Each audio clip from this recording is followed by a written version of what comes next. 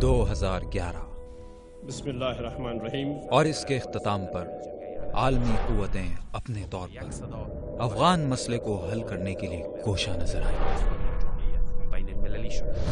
آپ کو یہ بتا دیں کہ 2012 کے ابتدا میں ہی طالبان افغانستان کے سیاسی منظرنامے پر واپس آتے نظر آ رہے ہیں۔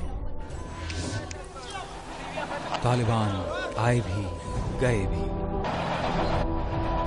پھر افغانستان میں آتے نظر آ رہے ہیں،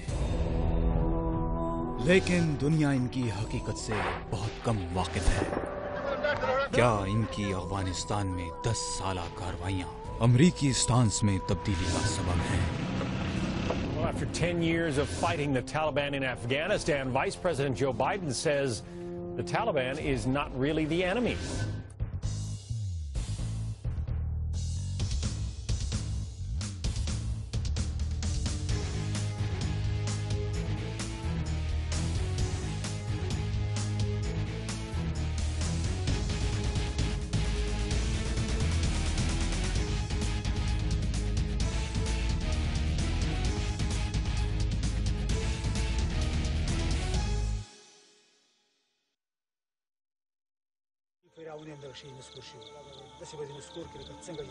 طالبان لفظ تو ہے پشتو زبان کا جس کا مطلب ہے طالب علم، مگر پاکستان اور افغانستان کے اندر اصطلاحی مفہوم میں طالبان ان لوگوں کو کہا جاتا ہے جو دینی مدارس میں پڑھ رہے ہیں۔ افغانستان میں طالبان کے ظہور کے بعد یہ نام ان لوگوں کے لیے استعمال ہونے لگا جو پہلے مجاہدین سے لڑتے رہے، پھر کابل کے حکمران بنے اور 9/11 کے بعد نیٹو فورسز اور افغان حکومت کے خلاف برسر پیکار ہوئے۔ لیکن کیا مزاحمت کرنے والے سب کے سب طالبان ہیں؟ کیا مزاحمت کرنے والے طالبان کی افرادی قوت صرف موجودہ یا سابق طلبہ پر مشتمل ہے؟ اس سوال کے جواب کے لیے ہم ایک ایسے افغان صحافی کے پاس پہنچے جو کئی بار طالبان کی صفوں کے اندر گھس کر ان کے ساتھ وقت گزار اور افغانستان کے جنگ زدہ علاقوں کے دورے کر چکے ہیں۔ سمیع صاحب، پہلے تو یہ بتائیے کہ اس وقت جو افغان طالبان کی لیڈرشپ ہیں ان میں پرومیننٹ لوگ کون ہیں؟ یعنی طالبان کا نام تو سب لوگ سنتے ہیں، لیکن یہ کہ لیڈ کون کر رہا ہے، ان کے نمبر 2، نمبر 3، نمبر 4 لہر کی قیادت کون سی ہے، تو وہ بہت کم لوگ جانتے ہیں۔ دیکھیں، اوورآل جو طالبان کا جو مین سٹریم کا جو لیڈر ہے، جن کو طالبان اپنا امیر المومنین مانتے ہیں، وہ تو ظاہر بات ہے ملا محمد عمر اخوان ہے، جو کہ اس طالبان تحریک کا ابتداء اور بنیاد انہوں نے رکھا۔ اس وقت جو سب سے سینئر جو فگر ہے طالبان میں، وہ ہمارا ایک دوست بھی تھا، اختر محمد منصور، جو کہ ہلمند سے ان کا تعلق تھا۔ انہوں نے 94 میں جب پشاور سے وہ جوائن کر رہا تھا، اس دن میں ان کو رپورٹ کر رہا تھا۔ وہ ہے اس وقت سب سے پرماننٹ لیڈر طالبان کے، جو کہ سول ایویشن منسٹر بھی تھے۔ اس کے علاوہ ایک اور بڑے نوجوان جو ملٹری کمانڈر ہے، جو ساری طالبان کے جو ملٹری کونسل ہے ان کو لیڈ کرتے ہیں، ملا ذاکر، وہ بھی طالبان دوری حکومت میں۔ ملا فاضل کا جو کہ deputy chief of the army staff تھا اور ڈپٹی ڈیفنس منسٹر تھا، ان کا نائبین میں سے تھا۔ وہ انہوں نے 4-5 سال گوانتانامو میں گزارے، اس کے بعد جب ریلیز ہو گئی تو اس وقت وہ سب سے اہم لیڈر ہے۔ اس کے علاوہ جو سب سے اہم لیڈر اس وقت طالبان کے اندر ہے وہ ملا محمد حسن رحمانی اخوند ہے، جو کہ کندہار کا گورنر رہ چکا ہے۔ اس کے علاوہ پشاور سائڈ پہ یا پشاور کے نزدیک جو افغانستان کے صوبے ہے، وہاں پر جو طالبان کے سب سے پرومیننٹ لیڈر ہے وہ تھا طالبان کا ایک حکمران شورا کا معاون یا ڈپٹی مولوی عبدالکبیر، وہ بھی بہت بڑا لیڈر ہے۔ اس کے علاوہ جب فردر آپ جائے خوست کی طرف تو وہاں پر بتایا جاتا ہے کہ حقانی صاحب ان کی جو بچے ہیں وہ وہاں پر پرومیننٹ لیڈر ہے۔ تو میرے خیال میں اس وقت طالبان انہوں نے اس طرح ایک سسٹم بنا دیا ہے، ایک متوازی حکومت بنا دیا ہے۔ ہر صوبے میں، ہر ریجنل میں ان کا ایک ریجنل ملٹری کونسل ہوتا ہے، ایک بندہ اس کو لیڈ کرتا ہے، پھر ہر صوبے میں ایک گورنر ہوتا ہے جو کہ وہ ریجنل ہیڈ کو رپورٹ کرتے ہیں، پھر ریجنل ہیڈ جو ہے نا وہ طالبان کے ملٹری کونسل کو رپورٹ کرتا ہے، اور ملٹری کونسل جو ہے نا وہ ٹاپ لیڈرشپ کے جو ممبر ہے ملا ذاکر اور ملا منصور کو رپورٹ کرتے ہیں، ملا منصور ملا محمد عمر اخوان کو اس طرح کرتے ہیں. تو اندر سے ایک طالبان کا جو سسٹم ہے وہ موجود ہے. لیڈر سامنے نہیں آتے، وہ ملتے نہیں ہیں، وہ براہ راست ان سے مکالمہ نہیں کرتے، تو یہ آرڈر کمیونیکیٹ کس طرح ہوتے ہیں اور یہ سارا سٹرکچر قائم کس طرح ہے؟ دیکھیں، چونکہ طالبان ایک مذہبی لوگ ہے اور ان کا جو پورا جو کاز ہے، ریگارڈلیس کہ وہ یہ لڑائی جیتتے ہیں یا ہار جاتے ہیں، لیکن وہ کہتے ہیں ہم ایک مذہبی فریضہ انجام دیتے ہیں. جب لوگ اتنی زیادہ مذہبی ہو تو پھر وہ ایک بندے کو جو ان کے واقعاً ملا محمد عمر اخوان طالبان کے اندر اس وقت بھی بہت بڑا رسپیکٹ ہے ان کا، بلکہ افغان عوام میں بھی تھوڑا سا ان کے لیے رسپیکٹ ہے، چونکہ ان کے جو کردیا مجاہدین جو کچھ کر رہے تھے انہوں نے ان سے نجات دلائی افغان عوام کو 1994-96 میں. لیکن طالبان کی سب سے بڑی خوبی یہ ہے اور سب سے بڑا کریڈٹ جو طالبان کو جا رہے ہے، ان کے اندر وہ ڈیفیکشن نہیں آتی، یعنی کوئی طالبان کو چھوڑتے نہیں. 10 سالوں میں ہم نے دیکھ لیا کہ بڑی بڑی آفر آ گئی حکومت کی طرف سے بھی، افغان حکومت کی طرف سے بھی، کرزئی صاحب کی طرف سے بھی، لیکن کسی بھی ملا عمر سے اختلاف کر کے حکومت میں نہیں. وجہ اس کی کیا ہے؟ نظریاتی کمٹمنٹ ہے یا کہ خوف؟ نہیں، خوف تو بالکل نہیں ہے. سب سے بڑا جو وجہ ہے وہ نظریاتی کمٹمنٹ ہے، اور وہ چونکہ وہ لوگ ایسے سوسائٹی سے آئے ہیں، ایک بڑی غریب سوسائٹی، ایسے افغانستان کے بڑی غریب سوسائٹی سے یہ لوگ آئے ہیں، اس لیے وہ انتہائی درجے تک وفادار ہوتے ہیں. اور میرے خیال میں اس میں سب سے اہم کردار جو نظریاتی کمٹمنٹ ہے، اور ملا عمر کو ابھی بھی وہ ایک اسپریچول لیڈر مانتے ہیں. کبھی کبھی ہم تو یہ تو کہتے ہیں کہ مسلمان جو ہے نا وہ افغانستان کے مسلمان بلکہ ساری دنیا کے مسلمان خدا پر یقین رکھتے ہیں، انہوں کو دیکھا نہیں، پیغمبر علیہ السلام پر یقین دیکھتا ہے، اس پر دیکھا نہیں. لیکن اب وہ کہتے ہیں کہ 10 سال سے ملا عمر کا ہم نے نا آواز سنا ہے کہ جو ان کی آواز، لیکن پھر بھی ان پر بہت زیادہ ٹرسٹ کرتے ہیں. وہ جو بھی بیان اس کی منسوب کیا جاتا ہے وہ اس کو قبول کر دیتے ہیں. جو لوگ طالبان کے نام پہ نیٹو فورسز سے اور افغان حکومت سے لڑ رہے ہیں، ان کی کمپوزیشن کیا ہے؟ کیا سب مدرسوں کے طالبان ہیں جن کو ہم طالبان کہتے ہیں؟ ان میں کیا سابق مجاہدین لیڈر بھی ہیں؟ اور کیا عام افغانی کسی اور بنیاد پہ جو مدرسے کا طالب نہ ہو، جو مجاہد نہ ہو، وہ بھی اس تحریک میں شامل ہے؟ یعنی طالبان کی کیا کمپوزیشن ہے؟ ہم جس کو افغان طالبان کہتے ہیں اس میں کس طرح کے عناصر شامل ہیں؟ یہ کہ اس میں مذہبی جو مدرسوں کے عناصر ہے اس کا بیشتر جو طالبان کا جو کمپوزیشن ہے وہ یہی لوگ ہیں جو ان کو ترکیب میں شامل ہے. اس کے علاوہ آپ کو پتہ ہے افغانستان کے اندر بہت سے ایسے لوگ ہیں جو کہ کا کوئی تعلق طالبان سے نہیں تھا، لیکن وہ بھی طالبان کو سپورٹ کر رہی ہے. ابھی آپ دیکھ رہے ہیں کہ افغان حکومت اور امریکنز یہ کہہ رہے ہیں کہ سرپرائزنگلی ابھی جو اٹیکس کابل میں ہو رہے ہیں اس میں بجائے کہ ٹریڈیشنل طالبان اس پہ شریک ہو، اس میں یونیورسٹی کے پروفیسر وغیرہ اور اسٹوڈنٹس اس میں شریک ہو چکے ہیں.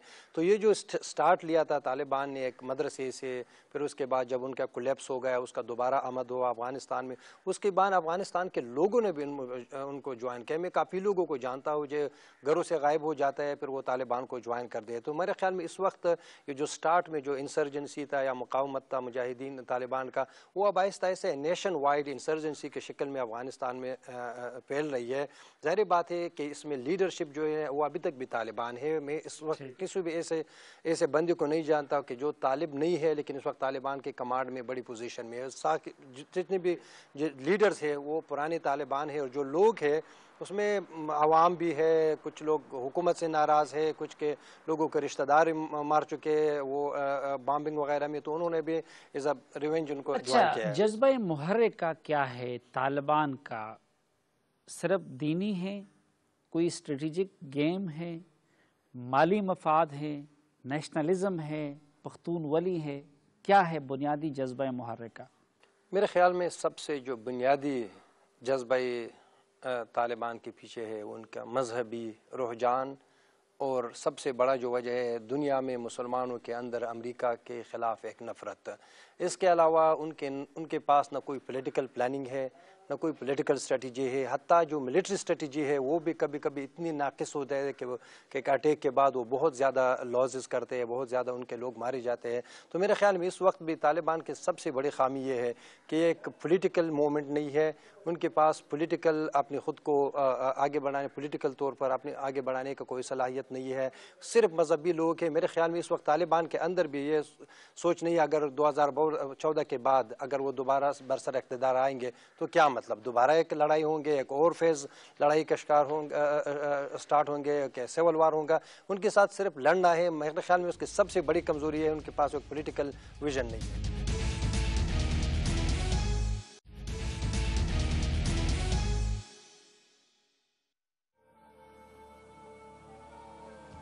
افغان طالبان افغانستان میں غیر ملکی افواج کی موجودگی کے خلاف تحریک کو چلا رہے ہیں. اس میں روایتی طالبان کے علاوہ دیگر عناصر بھی شامل ہیں. غیر طالبان امریکی مخالف گروہ بھی اس تحریک میں اپنے کردار کی بات کرتے ہیں اور میڈیا کی عدم توجہی کی بھی شکایت کرتے ہیں. نیٹو اور امریکہ کے خلاف حالیہ مزاحمت میں کون لوگ شامل ہیں؟ ہم صرف طالبان کا نام سنتے ہیں. کیا افغانستان میں اتنی بڑی تعداد میں طالبان موجود ہیں؟ نیٹو اور امریکہ کے خلاف عوامی مزاحمت ہے جس میں تمام لوگ شامل ہیں. اس میں شک نہیں کہ طالبان کا حصہ دوسروں سے نسبتاً زیادہ ہے. حزب اسلامی کی تاریخ ہے کہ وہ مزاحمت میں سب سے آگے رہی ہے. دوسری طرف میرا بھی یہی خیال ہے کہ امریکہ نے افغانستان پر حملے کے لیے القاعدہ کے تعاقب کا بہانہ بنایا. اس کے اہداف وسیع ہیں.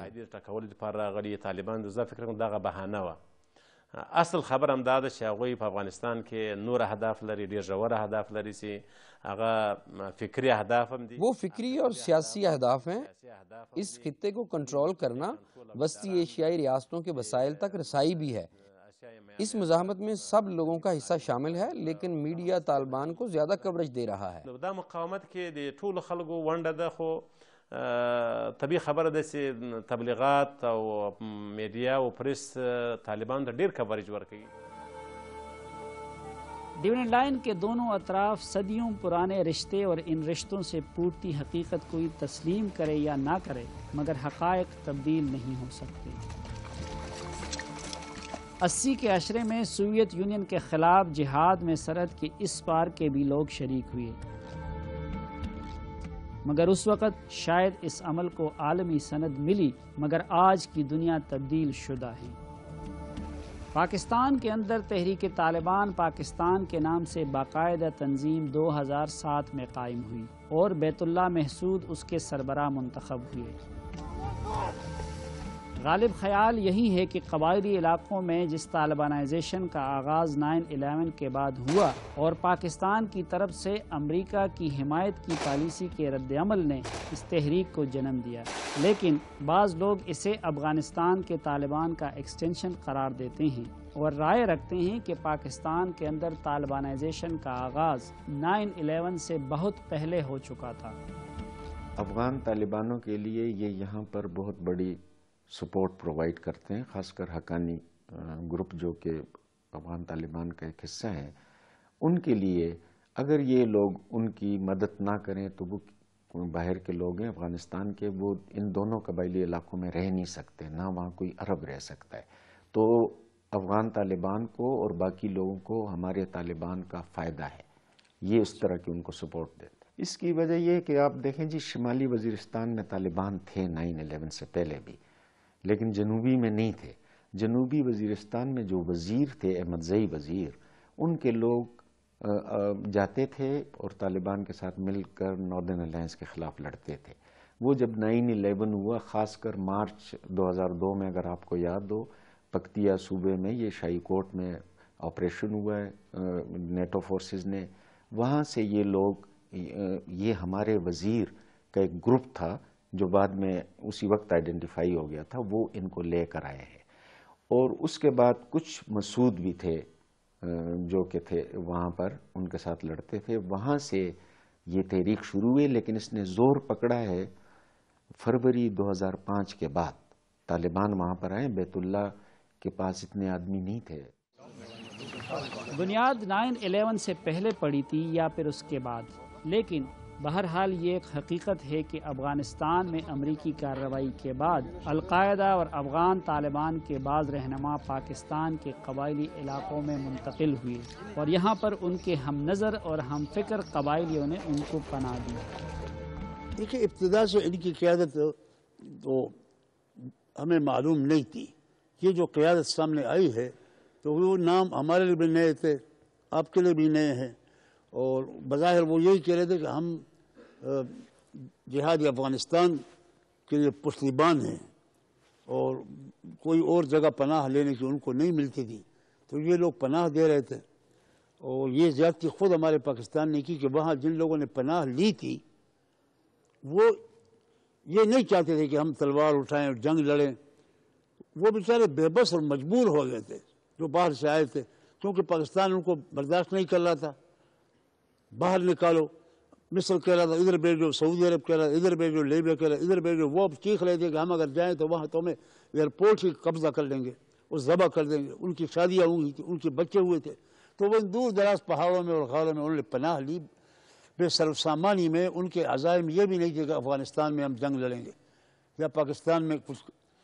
انہوں نے جیسے شیر کچھاڑ میں ہوتا ہے نا، اور آپ جا کر ان کو ڈنڈے دیں، بے بس اور مجبور کر دیا انہوں نے باہر نکلنے پر۔ پھر ان لوگوں نے بھی اس موقع کو غنیمت سمجھا کہ ہم ان کے لیے استعمال ہو جائیں یا ان کے بچانے کے نام سے وہاں ایک مرکز بنا لیں، تو بے تدبیری یہاں سے ہوئی تھی کہ ہم ان لوگوں کے کہہ دیتے ہیں کہ اب اگر جہاد افغانستان ختم ہو چکا ہے، آپ نے کوئی گڑبڑ نہیں کرنی ہے پاکستان میں، اور امن کے ساتھ وقت گزارتے ہو، گھروں میں رہو، غاروں میں رہو، بیوی بچے تمہارے ہیں، تو وہ مان لیتے ہیں۔ لیکن جب مصر بھی ان کو پھانسی کا پھندا لیے کھڑا تھا، لیبیا بھی، اور تمام عرب امارات اور سعودی عرب بھی، پاکستان بھی ان کو نہیں چھوڑ رہا تھا، کیونکہ انہوں نے اب ان کے لیے کوئی اور راستہ نہیں تھا۔ اس وجہ سے یہ فضا بلوچستان کی خراب ہو گئی۔ لیکن اس جنگ میں ہمیں سمجھ نہیں ہے، میں نے کہا یہ طالبان وہ طالبان نہیں ہے، ان طالبانوں میں ان میں بہت بڑا فرق ہے۔ کیا فرق ہے؟ وہ طالبان اپنی آزادی کی جنگ لڑ رہے ہیں، تو یہ لوگ بھی اپنی آزادی کی جنگ۔ یہ کہا گیا ہے کہ یہ حکومت تمہاری کافروں کے ساتھ کڑی ہے، تو کڑی نہیں ہے۔ میں یہی کہتا ہوں، جب ان کو یہ سکھایا گیا کہ تمہاری حکومت کولیشن ہے اور فخر سے کہتی ہے کہ میں فرنٹ لائن ہوں، اب ان لوگوں کو پڑھنے پڑھانے اور فتویٰ دینے کی ضرورت نہیں ہوئی، اتنا تو وہ سمجھتے ہیں۔ انہوں نے کہا پھر ان کافروں پر پہلے ہاتھ صاف کرو۔